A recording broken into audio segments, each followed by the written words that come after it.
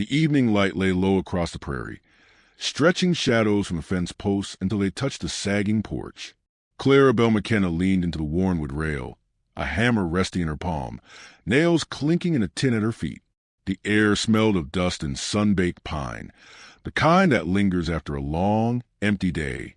She had been meaning to fix this porch for months, but meaning didn't get things done, not when the ranch was crumbling faster than she could mend it. From the road came a faint crunch, not the heavy roll of a wagon, but the light, deliberate tread of small feet. She straightened, tucking a loose strand of pale hair beneath her hat. Two shapes appeared at the gate, framed by the last flare of sunlight. Girls, no higher than the fence rails, their hands clasped tight as if holding each other upright. They stepped through without waiting for a call, skirts brushing the dust, bonnets faded from too many summers. One was all angles and spark, eyes bright, chin tilted as though the wind itself would move aside for her. The other lingered half a step behind, gaze lower but not timid, her small fingers clutching a bundle wrapped in checkered cloth. When they reached the porch, the bold one knocked. 3 crisp raps that echoed into the hollow house.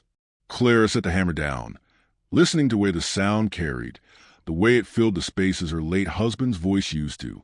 She opened the door, bracing herself for whatever it might bring. "Ma'am," the girl said, her voice clear as creek water, "we heard you needed a man on the ranch. Our daddy loves you." The word struck strange, like hearing her name in a language she didn't know. Clara blinked. "Your daddy?"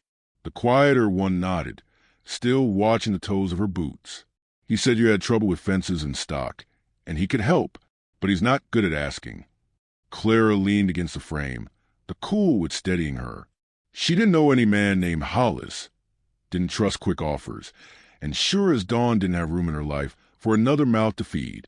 "You tell him I can manage," she said, though even as she spoke, her eyes caught the fraying ribbon on the smaller girl's bonnet, the careful mending on their hems.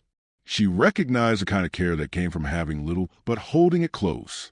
The bold one, Annie, as she introduced herself, smiled a little, the corner of her mouth twitching with mischief. "He said you'd say that."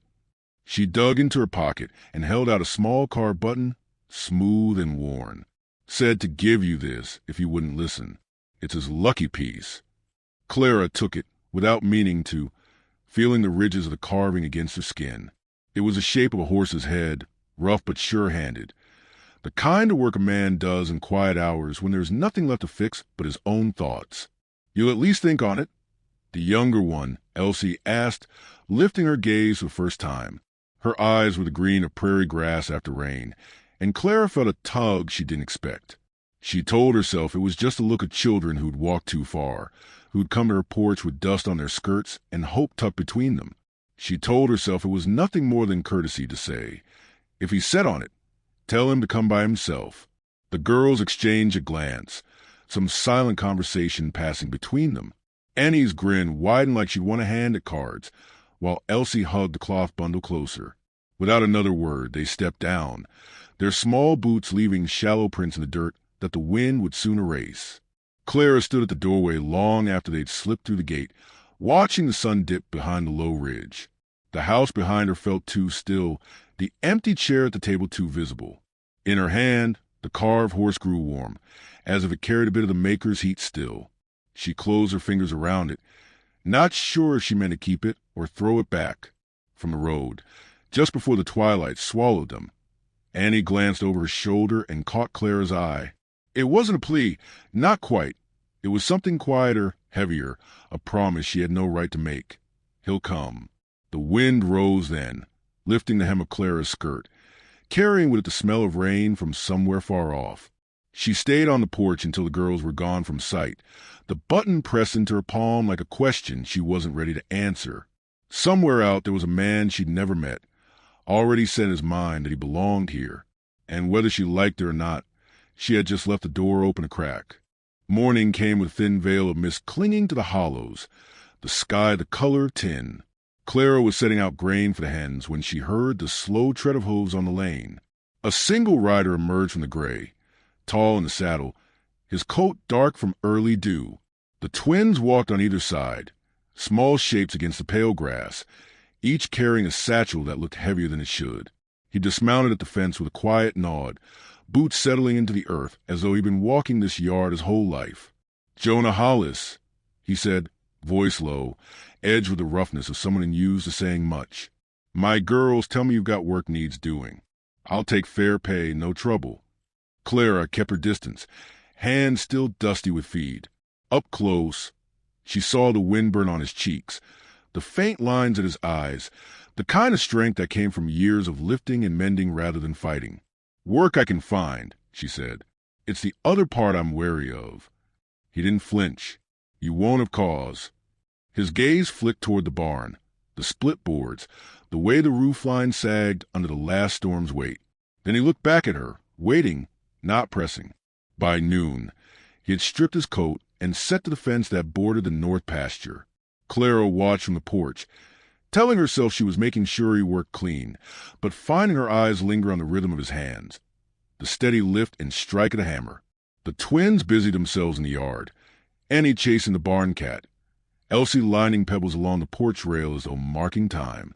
At the mercantile 2 days later, the change began.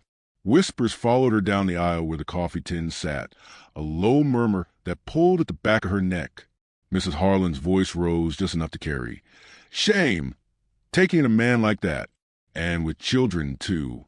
Claire didn't turn, but she felt the heat crawl up her throat.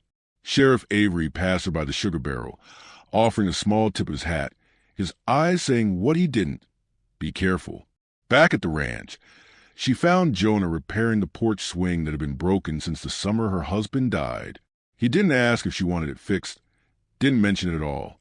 Just planed the wood smooth, replaced the rusted chain, and stepped back as though it had always been whole. That evening, she found it swaying gently in the dusk breeze, the twins sitting side by side on it, whispering about something only they understood. Over the days, a wordless rhythm formed. She left a mug of coffee on the fence post where he worked. He tipped his head in thanks, but never brought it up. When the frost made the back steps slick, his hand caught her elbow before she could fall, and he let go before she could thank him. He listened more than he spoke, and when he did speak, it was with a kind of careful weight, as if every word had been tested before leaving his mouth. The girls brought their own light to place. Annie filled the air with questions about horses and storms, and whether Clara had ever seen the sea. Elsie worked quietly alongside her in the kitchen, shelling peas or slicing apples without needing to be told twice. Some evenings, when Clara came in from the barn, she'd find them reading by lamplight, their heads bent close over a single book. Still, the whispers pressed against the edges of her thoughts. The town's judgment had a way of seeping into the cracks no matter how you brace against it. One night, as the wind rattled the shutters, she found herself wondering not if Jonah would cause trouble, but whether trouble would come for him simply because he'd stepped onto her land. It was a week before she noticed the carving. She'd gone into the kitchen after sundown, the air carrying the smell of wood smoke and rain.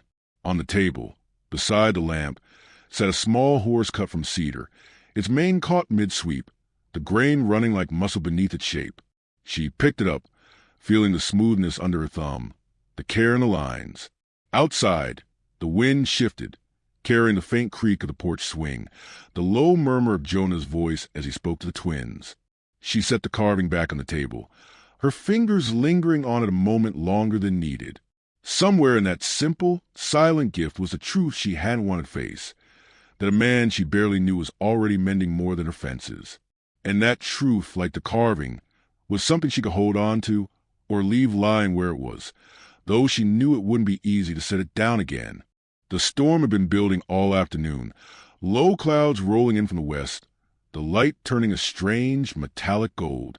Claire was closing the chicken coop when Annie came running, her voice sharp with urgency. "Miss Clara, the mare, she's gone toward the river." Elsie trailed behind, breathless, eyes wide as the wind picked up, scattering straw across the yard. Jonah was already striding from the barn, tightening the cinch on his horse. He didn't waste words, only met Clara's gaze for a heartbeat before swinging into the saddle. "Stay with the girls," he said. She shook her head, reaching for her own reins. "I'm coming." The reply was a flicker of a smile, quick, like the flash of a blade, before they turned their mounts toward the low ground. The rain met them halfway there, needling the skin, turning the trail into a ribbon of slick clay. Cottonwoods shivered along the riverbank, their leaves dark with wet. Clara spotted the mare at last, hock deep in the mud, sides heaving, eyes rolling white. She had been worth near everything they had left, and losing her would break the ranch for good. Jonah slid from his horse and waded into the muck, the cold water climbing to his knees. "Easy, girl," he murmured, wrapping a rope around the mare's neck and bracing his boots against the pole. Clara moved to help, mud sucking at her steps. Together, they coaxed and heaved until the mare lurched free, trembling but upright. It should have been over then, but the sound came, wheels on wet ground, voices cutting through the rain. A wagon pulled up at the edge of the bank, and from it stepped Mrs. Harlan, her bonnet tied tight, 2 men at her side. "Clara Bell," she called, voice sugar over steel. "That mare's not safe in your hands. You've debts to the feed store, and the law says livestock can be seized in repayment." Clara's chest tightened. The men moved forward, hands already reaching for the rope Jonah held. He didn't move aside. "Her debts are paid," he said, his voice carrying even over the river's rush. "I saw the receipts myself." Mrs. Harlan's smile thinned. "And who might you be to speak for her?" Jonah stepped closer, the rain running in lines down his jaw. "A man who won't watch you take what isn't yours." The quiet in his tone made the men hesitate. One shifted his weight, glancing toward the wagon. Clara felt the air between them hum with a taut, dangerous stillness. The sheriff's name on Jonah's lips broke it. "You want to press the matter. You can explain it to Avery." That was enough. Mrs. Harlan pulled her shawl tighter, turned with a clipped word, and the men followed. The wagon rattled away, leaving deep tracks in the mud. Jonah turned back to the mare, checking her legs, his movement steady as if nothing had happened.